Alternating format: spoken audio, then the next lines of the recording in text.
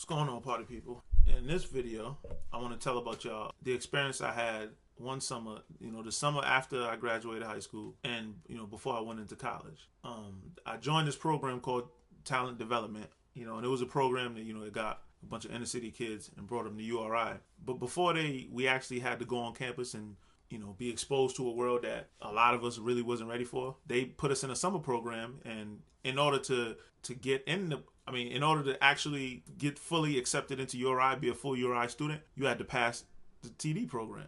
And it was a summer program. It was almost like summer school, except that, you have to pass just to get into school and be an actual student. So we technically weren't students while we was there. We were just in this program. But we did get college credit 2 out of the 3 classes that we had to take. 2 classes were like electives, basically.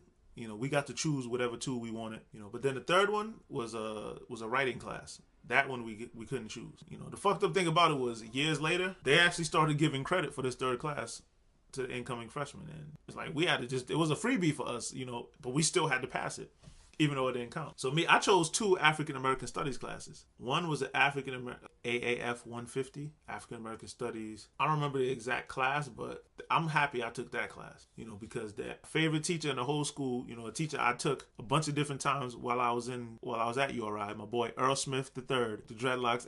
All the black students on campus, you should know Earl Smith III. A lot of us had his class. A lot of us took it a bunch of different times. He really opened my eyes and all of our eyes to a lot of the bullshit that was going on in his world. I remember him just now knowing all the things that I know now, I could see why he was laughing at us back then. Like, man, y'all niggas don't know nothing. Like, y'all don't know anything about how this world is working out here, man. And like, y'all are just in a bubble. And at the time, it was like, for real? Like, looking back on this shit now, shout out to Earl, man. You know what I'm saying? He kept it real when nobody else was keeping it real. He taught us about all different kinds of names out here. The Marcus Garveys of the world, Martin Luther King, Malcolm X. I mean, any black scholar you want to name. Any black person who held a position, an ideological position, and articulated that, we learned about it. And we debated it. We would debate from the standpoint of, it could be like black conservatism, black nationalism, black egalitarianism, and we would pick one, or he would assign one, and then we had to debate the other classmates with the other ideological standpoints. So, I mean, he really opened our minds to a lot of different things that we weren't exposed to. Man, he definitely changed my life, I could say, So now that I'm learning all the things that later on, when I started learning about all the different things that went on in the world, he had already set the foundation for me learning all that. So it wasn't that much of a I'm like, okay, this is what Earl was talking about, He told us about a lot of different things, even throughout the years, past TD. And anyway, the second class I had was an African American literature class. That teacher was out of his damn mind. Like, I remember somebody was like eating like a Twix in class, and he was like, "Are you eating a Twix? Come up here, bring that Twix." He was like, "Give it to me." It was this African dude too. So he took the Twix and he threw it on the ground and started stomping on that shit like, "I eat this motherfucking Twix in my class." I was like this motherfucker was crazy. Like, he had us reading all these different poetry books. It was African American poetry. I liked that part of it, but then we had to like present it in front of the class. Basically, what we read, we had to explain it. Okay, this is what it is, and this is what the author was talking about. And we all inner city kids. Like, none of us ever experienced nothing like that before. I want to say a lot of people failed that class. A lot of people didn't make it into URI because of that teacher right there. Me, I got an A in the class, so we basically just read a lot of literature and poets and different stuff like that, and then presented it in front of the class. That was the main point of the class. So I don't know what was so difficult about it. But anyway, moving on. The third class was this writing class. In this writing class, we wrote. They taught us how to write in all the different college formats, APA format, MLA format, stuff that we hadn't been exposed to, and things that college professors would have expected us to know, because once we started doing classes, most of the papers that I had to write was in MLA format. Every now and then you ask something in APA format, but had we not had that exposure to not only college books and the amount of, it was, Earl would assign so much reading, it was fucking ridiculous. I never, I would read some of it, I read enough of it, but I never read all of it. Like, that shit was, I think he would intentionally just assign way more reading than he thought Because I can't think of anyone who read all of them shits. I was like, man, listen, I read some. I ain't gonna. I ain't read all of it. I was like, this nigga will sign like 200 pages for tomorrow, and I'm just like, dog, you gotta relax. I just did enough so I could handle my assignments. You know, anything past that, you see what happens when you slack off though. A lot of students didn't pass. They didn't pass whatever class they took, so they didn't get to attend URI. That's the sad part. My boy was supposed to, he was supposed to be my roommate once the semester started, once the fall semester started, but he didn't pass. Having a room with this freaking white guy. We all got to live on campus for that summer. I think it was like a 6-week program. And it started not that long after we graduated high school. A week or two. Like we had like a week or two and boom, we had to just go to this damn program. Majority of the kids obviously aren't there. You know, there's some people taking summer classes or whatever. But the majority of the students on campus aren't there. So it was kind of like a whole new world. But it was fun because it was all like minority kids, you know, and the white kids that were there came from like low income neighborhoods. So it wasn't like you got all these high sedity white people. So we literally had the campus to ourselves. All the minorities that came from all the hood high schools and all that, we're all running the campus by ourselves. We're the largest concentration of students that's on campus. You know, that's what that was my first college experience. And it was dope, man. You imagine, I guess that's something like being at like a historically black college. That's what TD felt like. Eventually, once the fall semester started and then the white kids came, that's when I realized that black people really was the minority in America. Like, growing up in the hood, you don't really see that because it's all black and Latino people around. Going to school, you don't really see that because it's all black and Latino people around. When I went to college in TD, I didn't see that. It was all black and Latino people around. When the fucking fall semester started, I was like, God damn, it's mad white people here. Like, I've never seen that much white people in my life. No offense to white people. Damn, I'm a little nigga from the hood. Like, I ain't never seen that many white people before. We were just completely outnumbered. And it was nothing like TD. There's like 4 dorms that they gave us in the summertime.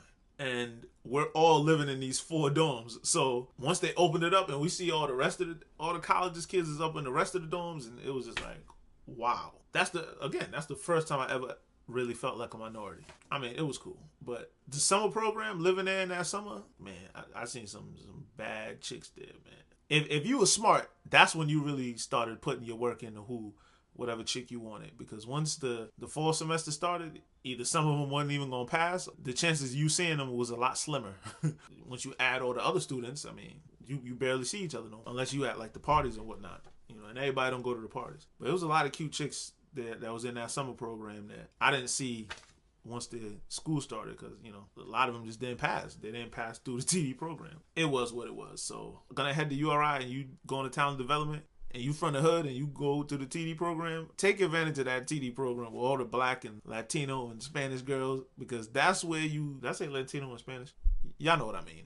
Anyway, take advantage of that right there, because once the actual school year is open, you ain't gonna see all of them in one place like that. So I seen some shit happen during this summer program. During this summer program was the first time I ever seen a dude walk up to a chick that he didn't know. I was sitting with a bunch of people I didn't know at the table. I think it was a bunch of like summer school students. And this dude walks up to this chick, and it's my roommate too. Like, one of my roommates, he walks up to this chick like, hi, can I have your number? And she just like, and she stopped, and then she's like looking at her friends, or her friends looking at her, waiting for her to say. And I don't think she had no choice but to say, okay. And then boom, he just pulls his phone out and goes, hey, I forgot his name, but he says, I'm such and such, by the way. And they shake hands, he gets the number, and he just walked off like, I was like, I mean, when he first did it, can I have your number? I'm like, that shit ain't gonna work. How the fuck you gonna just walk up to a girl asking for her fucking number? And this nigga just, like, that was the bold. I'd never seen no shit like that. And the fact that it worked, and then all her friends they're gossiping like, oh my God, he's so cute, blah, blah, blah. I'm just like, that's my first lesson in learning that fortune favors the bold. He was so fucking bold. And this motherfucker had a girlfriend though. She used to bring this motherfucker for like cases of drinks, food, all type of shit. And again, he's one of them low income white kids. His girl, you could tell his girl came from money. And this nigga's walking around campus still bagging bitches. I'm like, God damn. But salute to him, man. I don't hate on that motherfucker. I remember him and my other roommate, we had fucking 2 roommates. And the fucked up thing about it was all my other friends, like, we got all inner city kids here. I knew a lot of them, so I was hoping to room with somebody I knew. Unfortunately, I ended up rooming with like the white kid I was talking about and some other dude. You know, no offense to them. They was cool people, but I'm a young dude from the hood, especially a place like Rhode Island where people don't really rock with each other like that. if we don't know you, I just was not rocking with them. Like, they asked me one time, it was like, yo, what do you just not like us or something? Like, I'm like, yo, I always just been a quiet person. I just don't speak much. Even around my friends, I don't speak much. They just wasn't like, they wasn't hoods.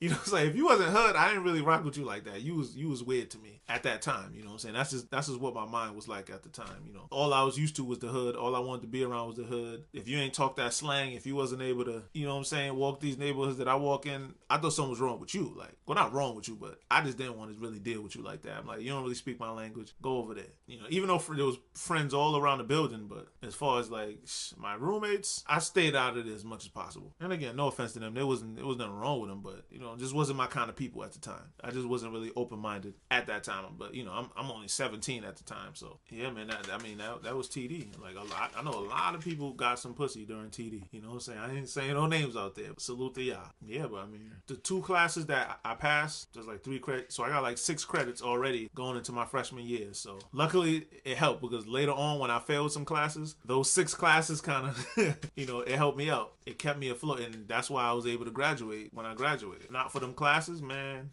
It took me a 6th year to fucking graduate. That would have been fucking crazy. But anyway, these are just my thoughts, ladies and gentlemen. Shout out to all the people that was in TD summer 06. Shout out to all of y'all. Shout out to all of y'all, all of us who made it all the way through and graduated. And shout out to y'all who failed. I'm probably gonna make another video of the talent development program my like freshman and sophomore years while I still went there. I actually stayed in the program all the way up to like junior year. But once I realized they wasn't giving me no money, I was like, man, fuck that shit. I'm out. But anyway, that's for another video. Holla at your boy.